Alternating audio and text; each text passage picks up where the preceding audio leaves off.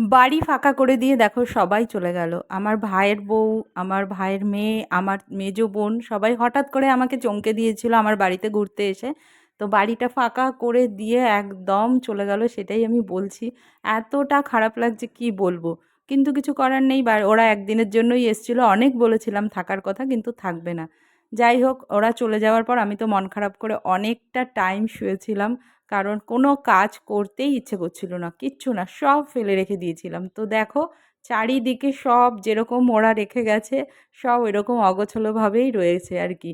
তো ওরা যেহেতু তাড়াহুড়ো করে চলে যাবে আর কি, দিনাদিনই যাবে, ট্রেনে করে যাবে, তো মেয়েরা মেয়েরা যাবে, তার জন্য বেশি আমি দেরি করাইনি, তাড়াতাড়ি ছেড়ে দিয়েছি। তো দেখো, কোনো দিনও আমি বাসন রেখে দিই না। মানে যত রাত্রি হোক আর যত বেলাই হোক, দুপুরবেলা সব কিছু আমি পরিষ্কার করে রাখি। তো সেই কালকে যেন আমার কিচ্ছু ভালো লাগছিল না, সব কিছু ফেলে রেখেছি। দূর বাবা, মনটা এত খারাপ হয়ে গেছে, হঠাৎ করে এসছে তো, এসে এত হইচই করলাম। আবার হঠাৎ করে যদি ওরকম চলে যায়, তো দেখো ঠাকুরের বাসন টাসন সব যেরকম, মানে পুজো দিয়ে আমি কিছু গুছাইও নি, এরকমভাবে আমি কোনো সময়ের জন্য কোনো জিনিসই ফেলে রাখি না। আসলে আনন্দে সময়টা কেটেছে, আর হট করে ওরম চলে গেছে, একদম মনটা খারাপ হয়ে গেছে। তাই কি বলবো বলো, তোমাদেরও হয়তো হয় এরকম, নিজেদের লোকরা বাড়িতে আসলে পরে সত্যিই মন খারাপ হয়। তো মন খারাপ করে আর কি করব, কিছুক্ষণ মুখ টুক ধুয়ে আগে নিজে ফ্রেশ হয়ে নিলাম, চোখ মুখে জল দিয়ে একটু ঘুমিয়েছিলাম দুপুরবেলা। ওরা খেয়ে উঠেই বেরিয়ে গেছিলো আর কি, ওদেরকে টোটোয় তুলে দিয়ে এসে একটু শুয়ে পড়েছিলাম। তারপরে ফোন করে বললো যে ওরা ভালো মতো পৌঁছে গেছে। আর সোনাইটা ছিল, এত হৈ হৈ করছিল ঘরটা, তখন খুব বকেছি মাঝে মধ্যে দুষ্টুমি করছিল বলে। আর এখন নেই বলে এখন দেখো ঘর পুরো ফাঁকা, এই ঘর ওই ঘর দৌড়চ্ছিল, খুব ভাল লাগছিল তখন। তখন হয়তো একটু হয়তো বিরক্তও হয়েছি, কিন্তু এখন তো মনটা এত খারাপ লাগছে আর কি বলবো। যাই হোক, বসে বসে সেগুলোই ভাবছি আর কাজ করছি। আর ওদেরকে ফোন করলাম, ফোন করার পর ওরা বলছে যে আমাদেরও খুব মন খারাপ করছে, ওরাও বাড়ি পৌঁছে গেছে, ওদেরও ভীষণ মন খারাপ করছে। তো বাড়ির লোক আসলে পরে এরকমই হয়, তাই না? সবার সাথেই হয় এটা, আর মেয়েদের সাথে তো বেশি হয়। আর বাড়িতে আমার একদমই যাওয়া পড়ে না, যেহেতু ওরা আসলে এত ভালো লাগে কি বলবো।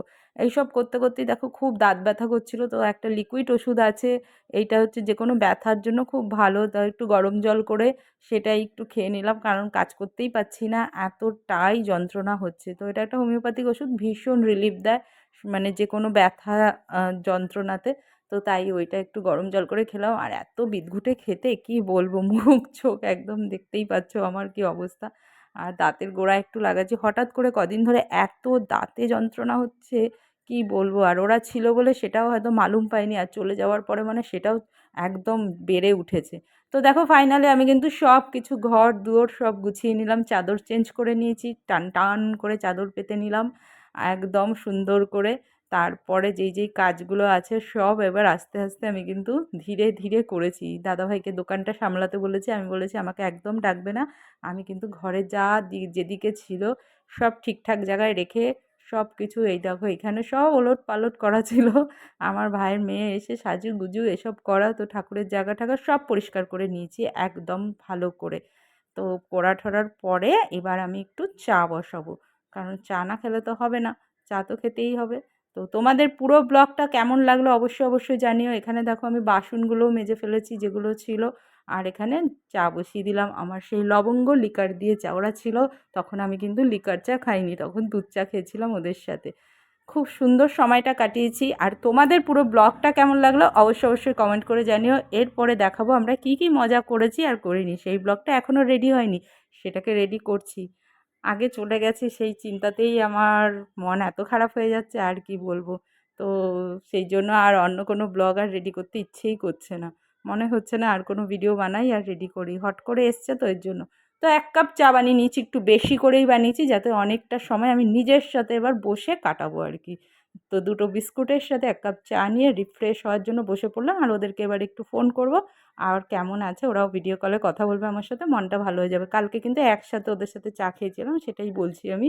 আর আজকে দেখো একা একা, একা একা চা খেতে আমার একদম ভালো লাগে না, একদম ভালো লাগে না, এতটুকুও ভালো লাগে না। কিন্তু কিছু করার নেই, প্রায়ই খেতে হয় একা একা চা। দাদাভাই যখন থাকে তখন তো তার সাথে খাওয়াই হয়, আর যখন না থাকে তখন তো একাই খেতে হবে, আর কি করা যাবে, তাই না? তো চলো, আজকের মতো টাটা দিয়ে আবার নেক্সট ব্লগে তোমাদের জন্য আরও সুন্দর সুন্দর ভিডিও নিয়ে আসছি। আর সুন্দর গঠনমূলক কমেন্ট করে জানিও আমার এই ভিডিওটা তোমাদের কেমন লাগলো। এরপরে তো আরও অনেক কাজ আছে। তো বসে বসে আগে চায়ের এনার্জিটা নিয়ে নিয়ে চাটা খেলেই মুডটা তখন অন্যরকম হয়ে যাবে। তখন আর চিন্তা হবে না বেশি। আর চিন্তা করেই বা কী করব, রাতের এবার খাবারের অ্যারেঞ্জমেন্ট করতে হবে। সেটাই বলছি যে রাত্রেবেলা কিছু খাবার দাবার করতে হবে। আর আমি তো বলেছি আমি আর কিছু খাবো না। তো চলো, কেমন লাগলো ব্লগটা জানিও। চলো টাটা।